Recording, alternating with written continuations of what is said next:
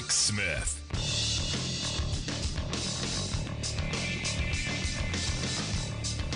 And welcome, brothers, sisters, working class heroes. This is the Rick Smith Show.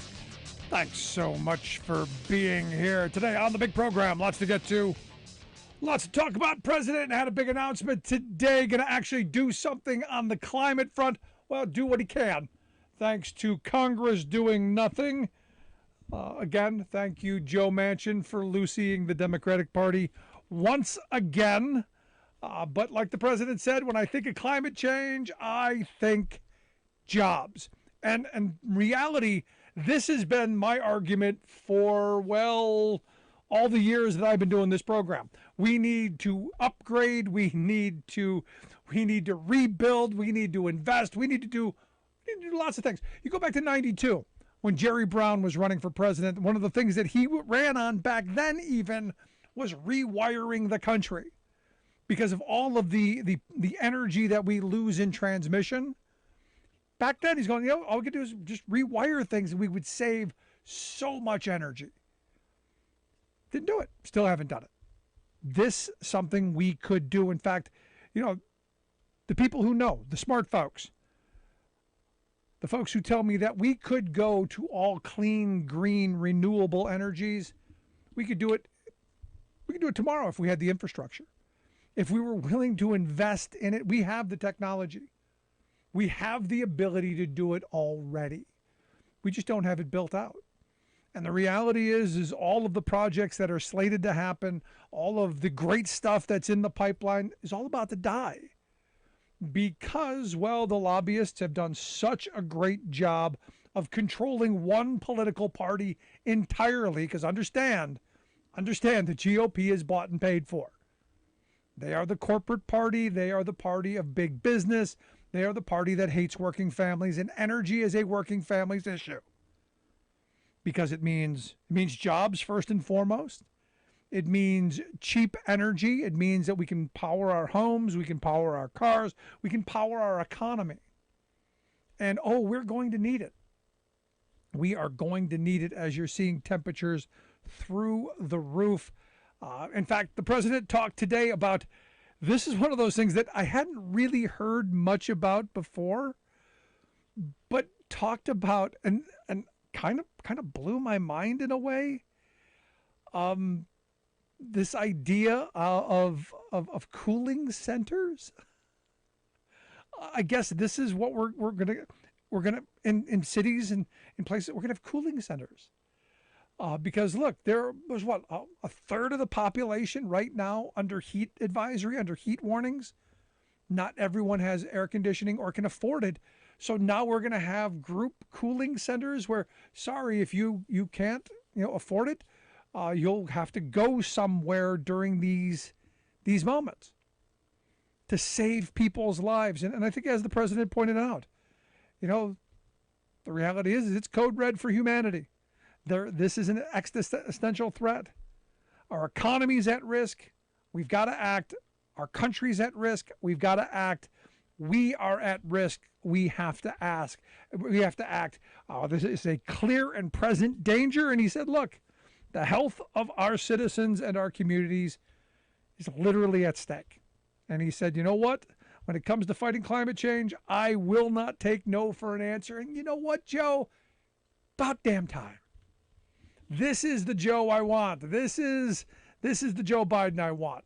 The one who's not going to take no for an answer. The one who's going to get out there and fight and going to push. Now, I was waiting for the emergency, because at this point, if Congress is going to do nothing, because you remember what I talked about yesterday, Joe Manchin said, the Congress should act. And gee, I wonder who in Congress who could have some kind of control of. There's a senator from West Virginia. There's a senator from there who could help. Oh yeah, it's Joe Manchin. That's right. It's him. It's him, the guy who wants Congress to help. Now look, he's not alone. He's not the only one. You throw in Kirsten Sinema, you throw in a couple of the other Democrats, and all of the Republicans. Let's not forget that. There are no Republicans saying, maybe we should go the renewable route. Maybe we should get off the dirty stuff. Maybe we should get away from foreign energy. Maybe this should be Oh, I don't know. I know we use this phrase a lot. A national security issue? Thoughts?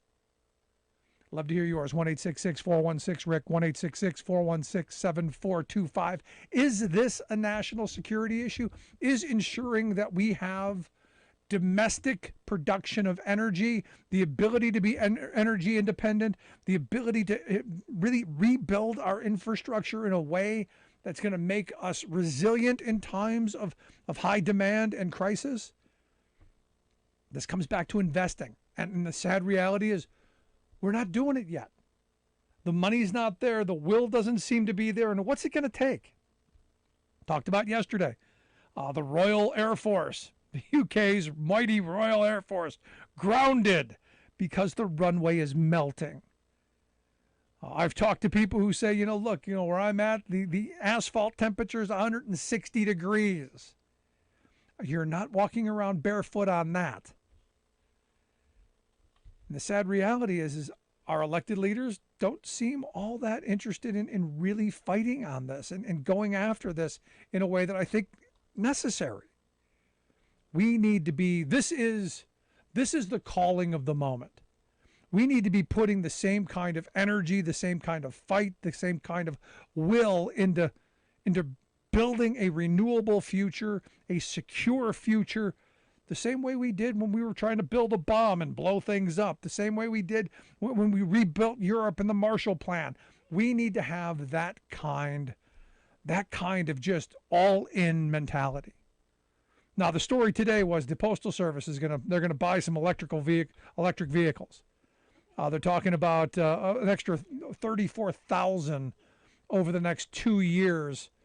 In addition, I guess another 50,000. I mean, they're talking about building an enormous number of vehicles over the next couple of years. And you go, that's great. It's freaking awesome.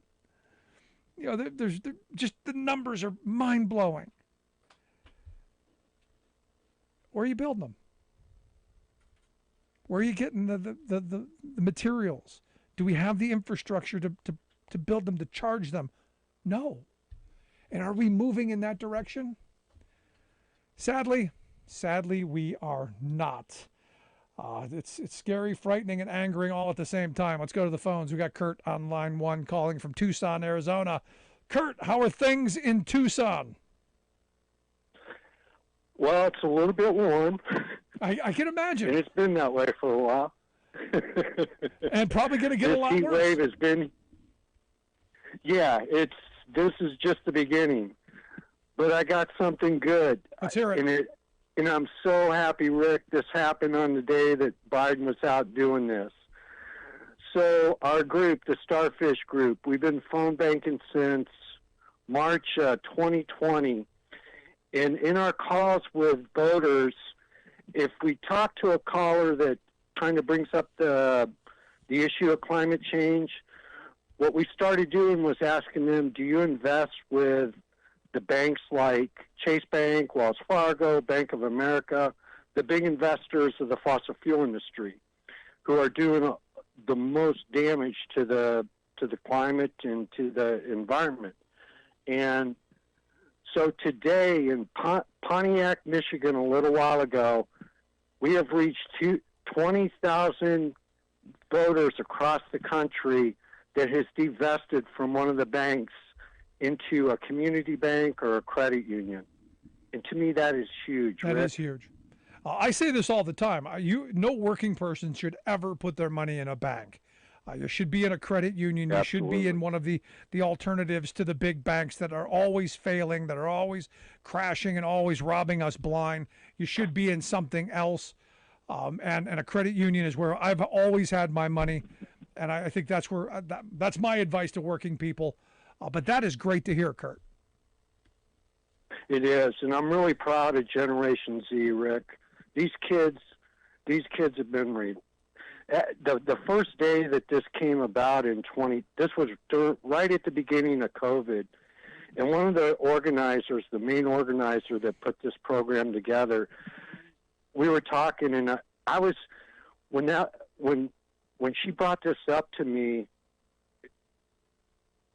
at first, when she first asked me about it, I said, I'm a little uncomfortable doing this because we're in this pandemic and this may not be a good idea.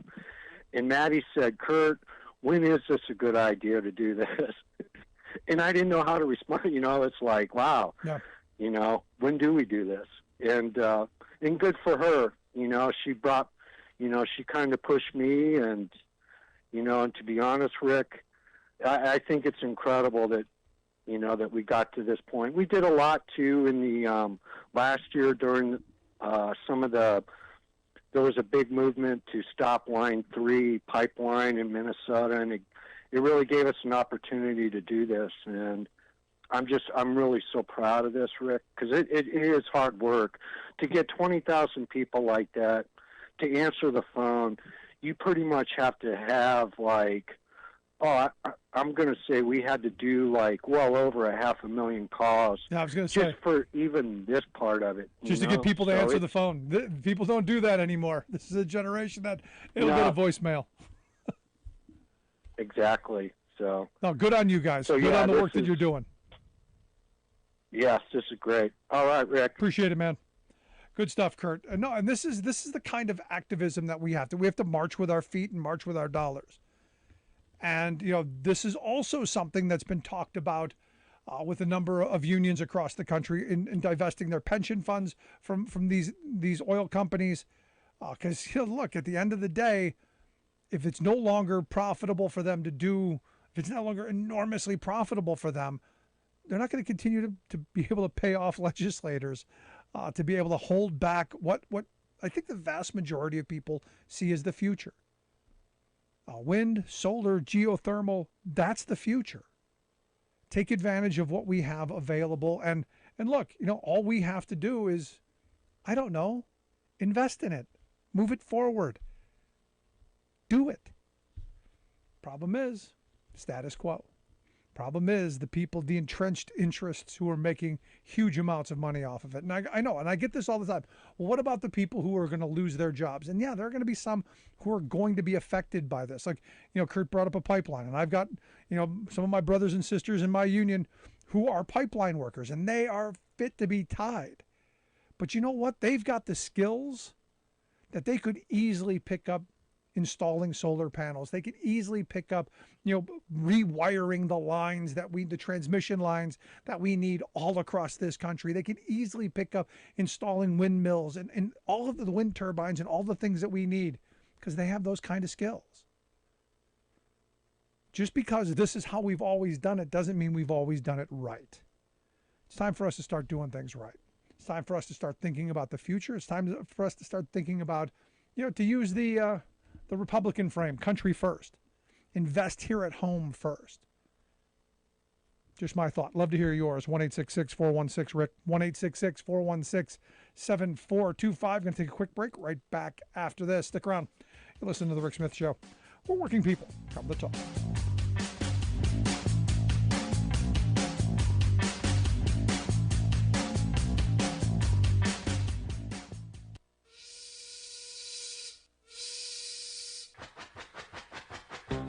If you're a fan of the show, you've heard our labor history in 2 segments, and you can hear them on the radio pretty much anywhere in the U.S. Labor history has never been more important than it is right now.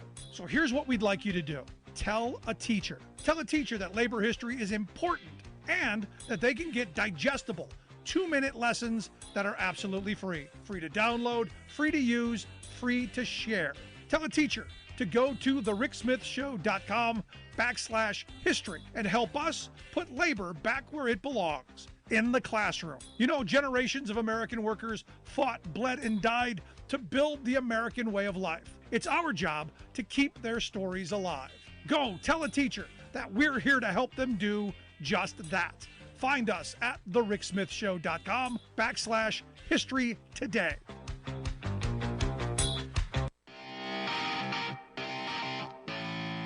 Welcome back to The Rick Smith Show. Now, here is Rick Smith.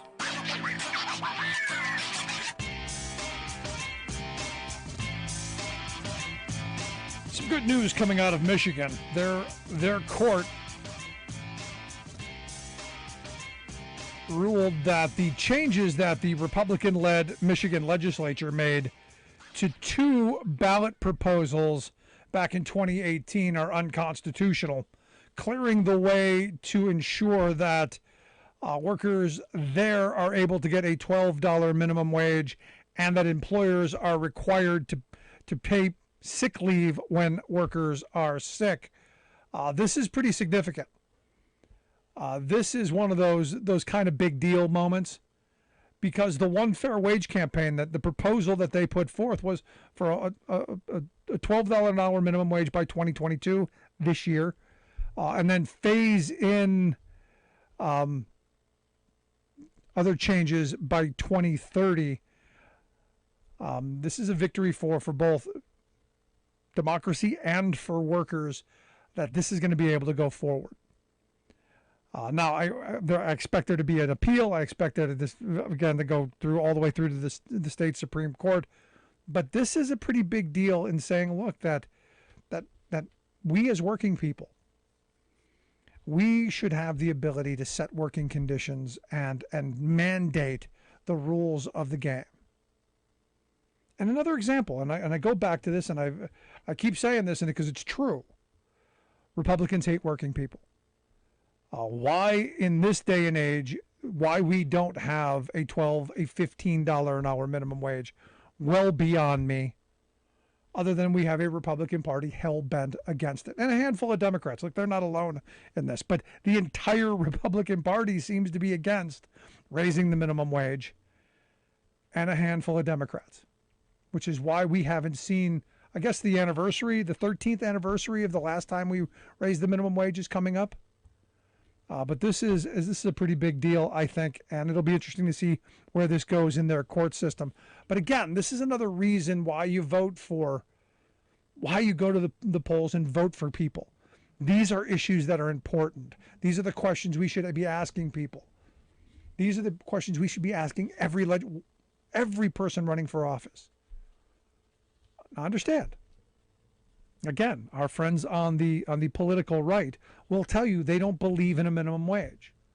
They think you should be able to work for less than minimum wage. I remember Ron Paul saying if people would work for $1 an hour, that's what they should be paid, because more people would have jobs. Now, could you live on that? No. Not even a little bit. But that's their view. If you're willing to work in desperate conditions for poverty wages, that's your right. And they think, and again, there's this belief that you have a choice in this, that you have this liberty and this freedom. When the reality is when the employer class is colluding across the board, what choices do you really have? Now, good on New York Governor Kathy Hochul. Tuesday, she announced there's going to be a new hotline in New York for wage theft. Again, another one of these things, about damn time. Something we should have been taking really serious decades ago. Now remember, I love this. EPI, the Economic Policy Institute, they did a study a couple years ago where they looked at the wage theft awards that were places actually, or states and local governments actually went after employers and clawed money back and won back wages for workers who were victims of wage theft. And what they found is that what they were able to claw back was, if you were able to tally up all of the bank robberies, all the gas station stick-ups, all of the robberies, all of those kind of give me your money kind of crimes, all of that together, wage theft still was 3 times all of those kind of crimes. Yet, somebody sticks up a gas station, they get 20 years. An employer robs you out of weeks of pay, they, most of the time don't even get caught. And if you're an undocumented worker, chances are you're seriously going to get caught. You're seriously going to get cheated. And we know that, wage theft is one of those things. You're cheating people out of breaks, cheating people out of overtime, cheating people out of hours that they've worked. This is a good start. They will have a hotline for workers to call. And as they pointed out, over the last 7 months, New York has recovered more than $3 million in lost and stolen wages, covering 265 workers. That is just the tip of the iceberg. And this is one of those moments where you go, we got to hold these employers accountable. And again, the wage theft overwhelmingly happens to the most vulnerable.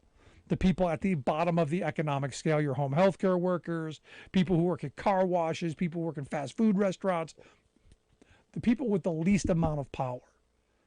You know, the people who are making minimum wage, the people who our Republican friends already hate enough and will do very little to help, if anything, to help. Remember, during the Trump years, and the person who on the federal level was in charge of ensuring that workers don't get cheated, the head of the wage theft division, was somebody who herself was accused multiple times of wage theft. So, we surprised? Not even a little bit. Also, the AFL-CIO came out with their annual report, and guess what? Our CEO class is doing very, very well. And thank you for working for lower wages workers. Chief executives at the S&P 500 companies, they have tallied up, and we have found that, well, the average CEO makes 324 times what the average worker makes. That means they are working 324 times harder than you and me and everybody else. Is that what that means? No, that's not what that means. That just means that they're lining their pockets and doing quite well, thank you very much. Expedia's CEO, Peter Kern, he lined his pockets to the tune of $296.2 million. Andy Jassy, the head of Amazon, pocketed a cool $212.7 million, while Intel's head, he got a cool $178.6 million. Not a bad gig if you can get it. This ServiceNow CEO, William McDermott, $165.8 million. And again, all of this off the backs of people who work for a living. Think about that for a second. That money should be divvied up amongst those workers. Now you hear people at Amazon saying, oh my gosh, we pay our workers $15 an hour to start. Yet when I started working in that kind of a warehouse condition, those jobs in today's dollars would be in the mid-20s to low 30s to start. And yet they're tooting their horn about $15. Something seriously wrong than that. They also point out that the head of Amazon, his compensation for 2021 was 6,474 times higher, but more than Amazon's median worker. So, they could have, if they just fired him, they could have hired another 6,474 workers. That could have been like the entire JFK 8 plant that unionized. Let that sink in for a bit of a moment. Think about just how much wealth we've given to the very few at the expense of the rest of us. And now ask yourself, what are we going to do about it? I say we've got to start voting for politicians who are going to start redistributing wealth in the right way. Rewarding work. Simple to me. Love to hear your thoughts. Email me, rick@thericksmithshow.com. Also, make sure you grab the podcast wherever you get yours. You'll find ours back after this. I'm Rick Smith, and this is Labor History in 2. On this day in labor history, the year was 1934. That was the day that came to be known as Bloody Friday. Minneapolis Teamsters had been on strike for 3 days in their third strike of the year. Trucking bosses had reneged on their May settlement. They refused to recognize union organization of inside workers. In the period between strikes, the union had documented hundreds of cases of discrimination. Now, 7,000 Teamsters effectively shut down trucking throughout the city. Local 574 leaders established a daily strike bulletin. The organizer, as it was called, would serve to guide strikers to victory. In his book, Revolutionary Teamsters, historian Brian Palmer notes that the first few days of the strike had been quiet. Then, on this day, police attempted to break the picket lines by running what seemed to be a lone scab truck through the lines. It was later discovered the truck was moving no merchandise, but was used to draw strikers into a confrontation. When flying pickets moved to stop the truck, they were ambushed. Police opened fire on unarmed picketers and then sprayed those who attempted to escape with buckshot. At least 48 were wounded. Striker Harry Ness and unemployed council supporter John Beller were killed. Palmer notes that Ness had been shot point blank in the chest. Doctors pulled 38 slugs from his body. His deathbed injunction repeated word of mouth among the strikers, "Tell the boys not to fail me now." More than 40,000 turned out to pay their respects to the World War I veteran and father of four. Palmer adds that Bloody Friday had lasted a matter of minutes, but its meaning would leave a mark on the very fabric of Minneapolis's socioeconomic relations. Labor History in 2 brought to you by the Illinois Labor History Society and The Rick Smith Show. For more information, go to laborhistoryin2.com. How about Ron DeSantis? The Florida governor is the new darling of the right-wing media, funders, and other establishment powers who are pushing him to be your next president. Ron DeSantis is the new Republican Party, gushed one arch-conservative media maven. That's odd, since what characterizes Ron's tenure and is causing a collective swoon for him within the rightist hierarchy is his big government authoritarianism. Only recently, these same so-called conservatives said such use of government power was evil. But here comes DeSantis, who puts the bull in bullying, bellowing culture war hooey, demonizing immigrants, fabricating claims of voter fraud, promoting COVID lives, and so forth. Then he imperiously asserts government power to bully local communities, workers, the poor, Florida's environment, truth, fairness, honesty, and democracy. Consider one of his recent maneuvers to overturn the people's democratic will. Like most other Republican-run states, DeSantis' Florida keeps trying to block African Americans from the polls. In 2018, however, Floridians themselves rebuked the suppressors by approving a ballot measure to expand the electorate. A whopping 65% said yes to eliminating a vindictive lifelong ban on voting by ex-felons, people who had served their time. This long overdue measure of simple justice re-enfranchised about 1.4 million former felons. But wait, DeSantis had old Jim Crow up his sleeve. In 2019, he rammed a technical gotcha into state law, preventing former felons from voting until they pay in full all court fines.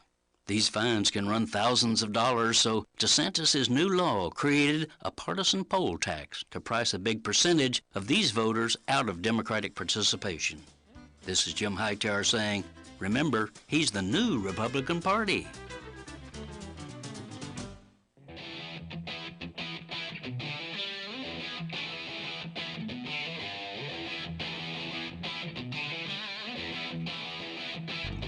Welcome back to the Rick Smith Show. Now, here is Rick Smith.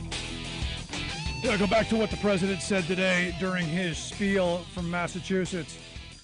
When I think of climate change, I think of jobs. Yeah, and I've been saying that for years. We need to rebuild our infrastructure. We need to rebuild our country. And how do we do that? We do that with good family-sustaining wage union jobs. That's the way forward. And I was also happy to hear him say, look, when it comes to fighting climate change, not going to take no for an answer. About damn time we start hearing Democrats talking like that. We're not taking no for an answer. We're not backing up. We're not giving in. About time. And here to share some thoughts on, well, about damn time.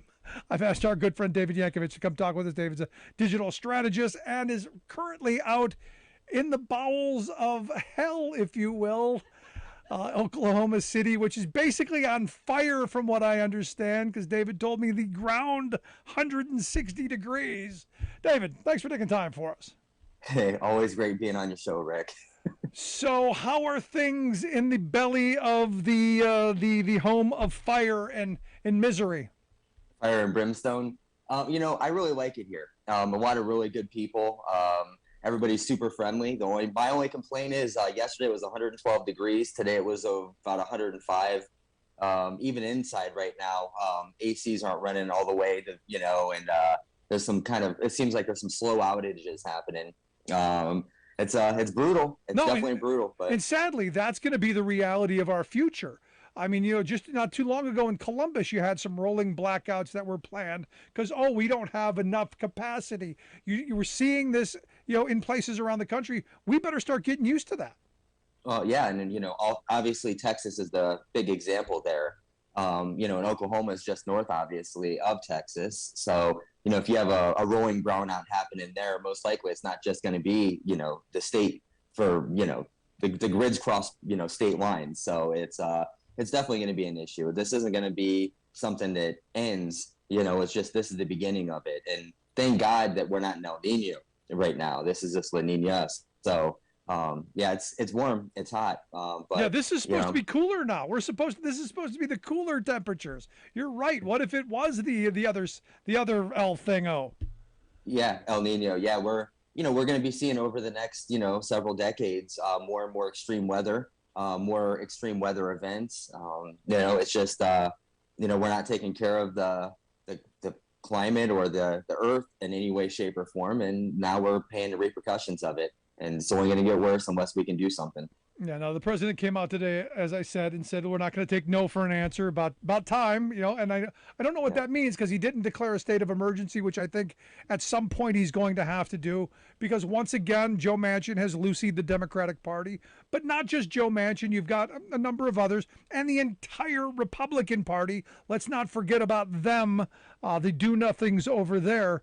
Curious your thoughts on the we're not taking no for the answer comments. Hey, I'm always happy to not take any no's for an answer. We're in a time of, horrible peril in this country. We're, divided, and I mean, even like the extreme weather we're seeing, it's because, we're not able to do anything with the extremists.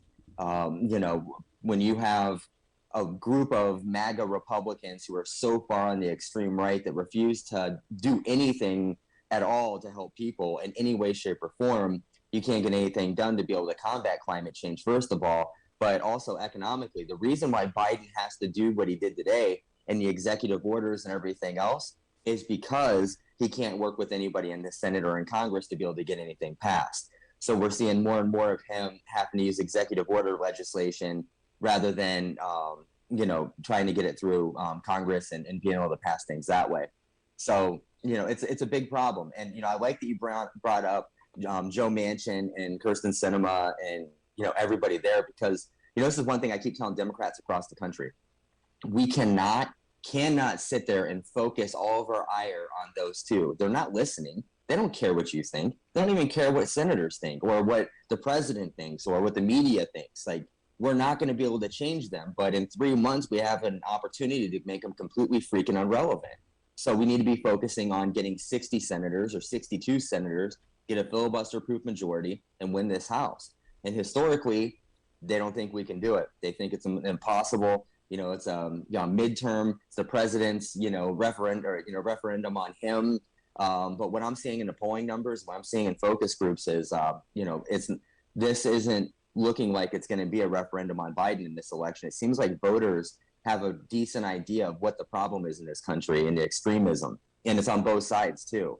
We can't have the far left and the far right basically refusing to work with each other. So, we have to be able to get back to common sense again, which right now is almost impossible when you have an entire Republican Party beholden to a president that, a former president, that has committed murders and, insurrections and coups and everything else. And I shouldn't say he committed murders because he didn't go on Fifth Avenue and shoot somebody, but because of him, a lot of people are dead, whether it's the, millions of Americans over COVID or the people that were attacked in the insurrection. But it's a huge problem. And across the board, we're looking at this. One thing I'll say about what Biden did, and I'm not criticizing him because he's doing what he can. And I'll take, you can't let perfect be the enemy of the good. But, basically about $400 million is going towards helping people with ACs and low income, helping with their bills and doing that. We have 42 million Americans who are living in poverty in this country who can't afford to pay their bills anyway.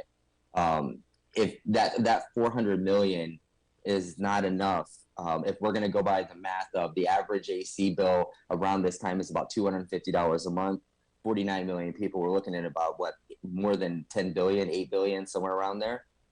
It's, obviously it's not enough. We're not going to be able to help everybody, but it's a really good start. And I'm glad that he was able to do something. And, that's the problem that we're having in the party right now is everybody wants to be able to get everything all at once.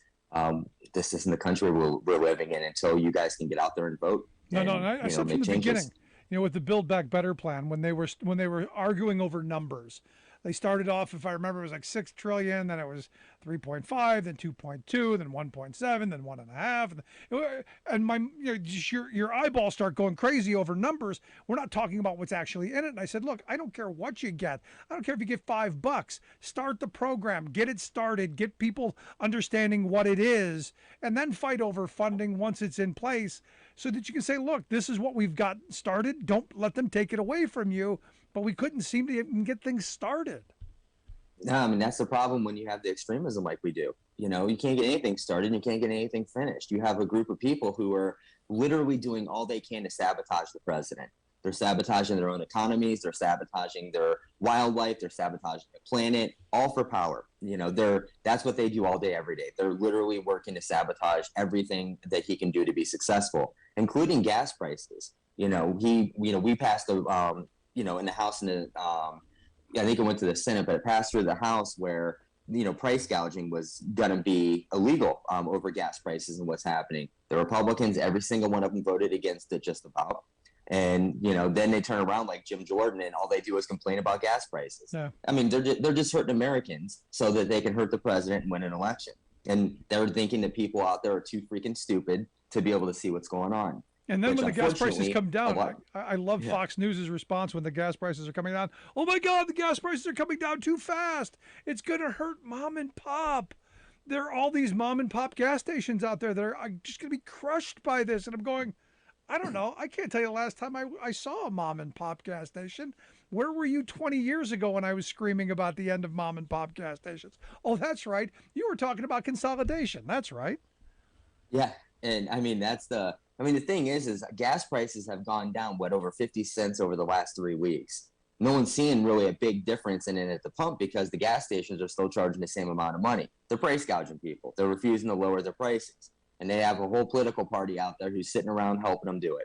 And that's the reason why you're getting killed at the gas pump. It's not Biden's fault. Quit blaming them. There you go. You're listening to the Rick Smith Show here with David Yankovich, digital strategist, talking about the upcoming election. Now, I get emails from my MAGA friends all the time saying, you wait and see, there's going to be a red wave. We're going to wipe all them out, all you commie, hippie, liberal, union people. You're all gone. So if I'm getting what you're saying right, you don't think it's going to be the giant red wave that we're being told it's going to be? Well, I want everybody who's listening to me right now to operate as if this is going to be the worst red wave we've ever seen in the history of this country. Don't listen to what I'm saying and take your foot off the gas here. But since Roe v. Wade has been, ripped from women, we've seen about 1,000% increase in voter registration among Democrats in Kansas, 700% in Missouri. Across the country, we're seeing a huge increase of voter registration on the Democratic side. I have no faith in our party whatsoever to be able to win any type of election or have any type of strategy that will be decent at all. There's no one coming to save us but us. But my faith is in us because I'm seeing these numbers and I'm seeing how mad and angry everybody is. And these focus groups that I'm in, even the Republicans, they're after these January 6th hearings and after, the things that are coming out about Donald Trump, they're not as comfortable with him either. And his endorsement doesn't hold the same weight that it has in years past. We have an opportunity here. We can win this thing, and we could win this thing very decisively if people are mad enough to show up and vote. But I feel pretty good about it at this moment. But it all comes down to you guys. And can you get your friends and family out there? Can you talk to your relatives who you haven't talked to in 5 years and see if they're still feeling the same way about Trump and the extremism? Talk about the abortion and abortion bills that are going on through this country and what's actually in them. Every time that I have a focus group or talk to Republicans, they have no idea. They're like, oh, abortion, I'm glad that got cut. Okay, your daughter gets raped. She's 12 years old. She's going to be forced to carry the baby, which means that you're going to be forced to raise the baby because she can't afford it and she's a child. That's not in any of the bills. Oh, yes, it is. In Ohio, there's 2 of them all across the country, Oklahoma, Texas, bounties.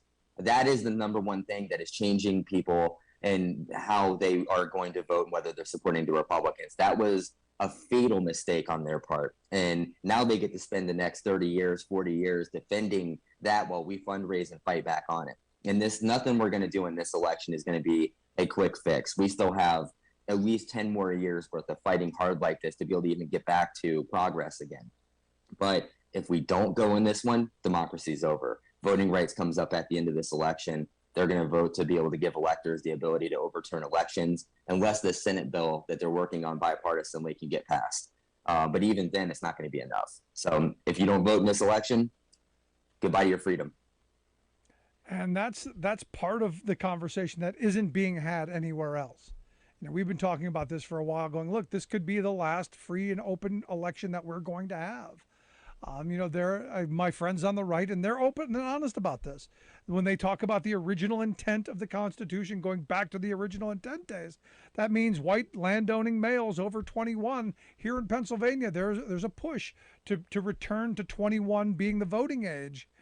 They're moving legislation to get back to that idea of white landowning males 21. Everyone else, you're on your own. Sorry, women back in the kitchen barefoot and pregnant, blacks back in the fields picking, and gays back in the closet. That's their worldview. Oh, I mean, LGBTQ, that's next. We've seen it with Clarence Thomas. He put it in his opinion for the when they took away Roe. Ted Cruz has talked about it. You know, everybody who is married and gay or in LGBTQ or whatever, they're coming after you next. And then after that, it's going to be contraception, and it's going to be voting rights. It's only a matter of time until it's after everybody who disagrees with them. And this isn't hyperbole. This isn't just David out here on a talk with Rick. These are serious people that I'm talking to that you were seeing on, you know, the news, and, you know, former attorneys general, former senators. It's not just me saying this. Yep. If you guys don't turn out and vote, it's over. No, like all the way. Yeah. The first time I said the Republicans want to repeal the 20th century, I had someone, oh no, you're crazy. You're just being hyperbolic. I'm going, no. They want to repeal the 20th century. They were against the New Deal from the beginning. They've been against the Great Society. They've been against every progressive reform that we've had in the last 100 years. They were against getting children out of mines. And you hear it. They want kids going back to work. That 10-year-old girl in Ohio, they would have wanted her to be forced to have that child and put her to work to support that kid, because they don't want to fund welfare programs. They don't want to fund health care programs, child care programs. They don't want to fund any of that stuff. You're on your own. We care about the fetus. The second it pops out, you're on your own, brother and sister.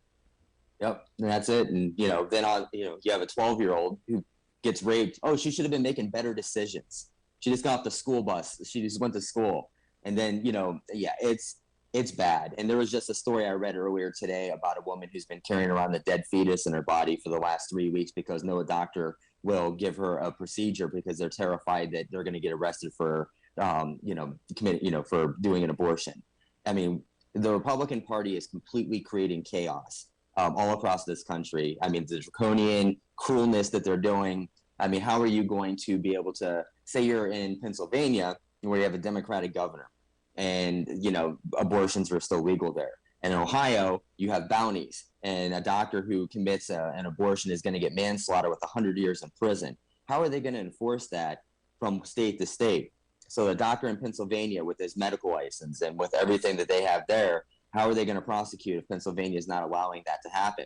So if you cross the Ohio state line, are you going to spend the rest of your life in prison now? I mean, what about states' rights? You know, I mean, that's what they're all talking about, right? It's bad. It's really bad. One thing that I want to tell people, though, is the insulting stuff, name calling, it's not working. And it's not going to work for us to be able to get this election done. It's just like me and Rick here. If we get in a fist fight and all of a sudden the police get called and I run out of the studio and I'm screaming my head off and calling him all the names in the book, they're going to arrest me. Rick's going to walk out and be like, I don't know what happened. You know, I don't know. He just snapped. That's what the Republicans are doing to us right now. Everything that they do is designed to cause outrage. And then they turn around and say that this is the crazy cancel culture of the left. and they, raise money off of it. If we want to actually win this election, we need to start having conversations again and telling people what's in these bills without getting into the name calling and the anger stuff. And I'm mad. Yeah, I'm pissed off too. But that doesn't mean that we can, just go on the rage, and especially on social media when, Ted Cruz says something. The easiest thing is to type, "You're a racist," but we need to be able to tell people why he's racist and what this means, and ask them why he continues to peddle things that aren't true. And we need to throw the bums out, and that's November. We need people to get out and vote. It is that simple. But David, great stuff. I appreciate you taking some time, sharing your expertise. Always good to talk with you, my friend. You as well. Thanks for having me, Rick, and thanks for everybody to listen. So we'll be talking soon. Good stuff. Appreciate the time. Our good friend David Yankovic. Love to hear your thoughts. 1-866-416-RICK. 1-866-416-7425. You're just joining us. Make sure you grab the podcast. Always there, always available. Wherever you get yours, you'll find ours. Also, if you got a thought, email me, rick@thericksmithshow.com. Back after this.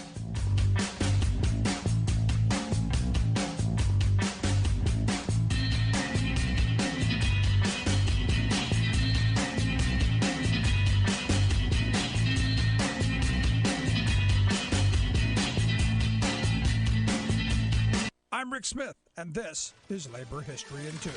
On this day in labor history, the year was 1971. It was an historic day for the men and women who deliver the U.S. mail. It was the day that the American Postal Workers Union and the National Association of Letter Carriers signed their first ever union contract. Although there had been earlier postal unions, they did not have formal bargaining rights. Postal wages were set by Congress. This meant that the starting wage for postal workers was only $6,200 in 1970. Many of these workers actually qualified for food stamps. Frustrated at their low pay and working conditions, postal workers in New York City walked off the job. Soon, 200,000 of their fellow workers across 30 major cities joined them on the picket lines. A story in Time magazine described the impact of the work action, writing, quote, "The first national postal stoppage in U.S. history and the largest walkout ever against the federal government, the postal strike almost immediately began to strangle the operation of commerce, impair government functions, and vastly inconvenience the public. To end the strike, Congress awarded the workers a 6% raise. But even more importantly, Congress decided to reorganize the Postal Service. The Post Office Department changed its name to the United States Postal Service. With this reorganization, postal workers won for the first time the right to bargain for better wages, hours, and working conditions. Their first contract raised the starting wage to $8,488 a year,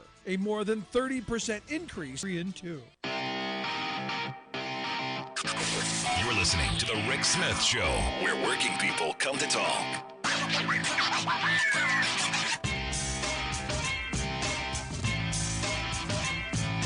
1-866-416-RICK, 1-866-416-7425. You got a thought, question, comment, want to hear it. This is, again, one of those moments where you go, he's not wrong. He's not wrong. John Cleese was on Fox News, and he said that wokeness is the end of creativity, and I don't necessarily disagree with him, but they led with that, because this was the big thing. It's wokeness that's killing comedy. It's wokeness that's killing the country. He also went into a comment that got almost no recognition whatsoever. He said, "Look, when I came to this country back in the '60s, the thing that I respected the most is people could disagree and they'd still be friends." You may be on a different side of each issue, and politicians were still friendly across the aisle, and they still worked together, unlike how things were in England. He said that all changed with Newt Gingrich. That didn't get the headline. And he's right. That's when all of this stuff really started going to pot. All of that push towards the power, the control, us, the ideology. Now, granted, the Reagan era was highly ideological, but still there was still some bipartisanship that happened there. He's not wrong. He's not wrong. Let's go to the phones. Got Alice on line 1. Alice, how are we today? We're doing well. How are you? I am living the dream. What's on your mind? Well, what I wanted to say was this. The Republican Party, I don't know if you can even call them a party at this point. It's more like a cult. They seem to want to have everyone in this alternate reality while they go around, of course, grabbing power. And they're shooting down, everything. And you bring up facts to them. I'll give you an example, talking climate change with a local Trump supporter. And she was just denying, it's just the cycle the Earth goes through and whatever and whatnot. And even if something goes wrong, we can always go to another planet. And I'm like, and how are we going to get there? And she was like, well, the billionaires are exploring. And I'm like, and what makes you think that they're going to take the rest of us with them? Exactly. I mean, I was just, at this point, my mom, I took care of my mother for years, and she had vascular dementia. And I'm going to put it to you like this. Trying to even just have a simple conversation about things that's going on in the world with these Republicans, I'd rather talk with my mother when she was in the middle of one of her episodes. She made more sense. Yeah.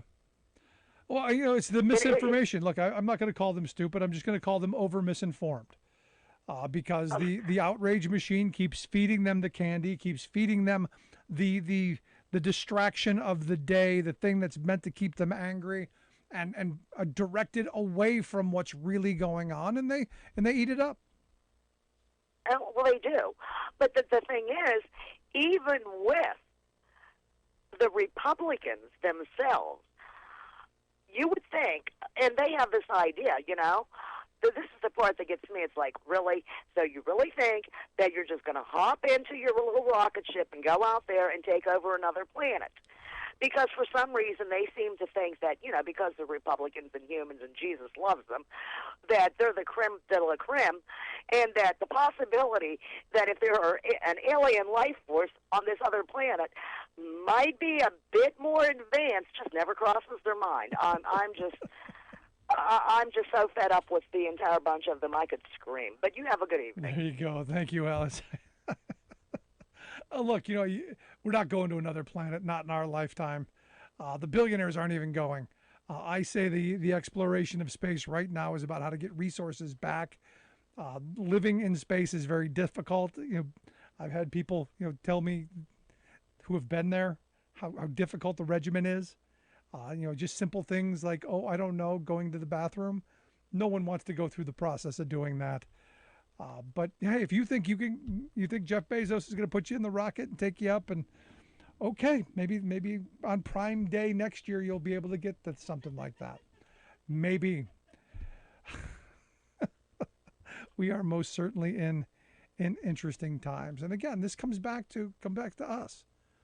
It comes back to you and me getting back together and actually talking about reality, not being spoon-fed, not being indoctrinated, but talking about reality.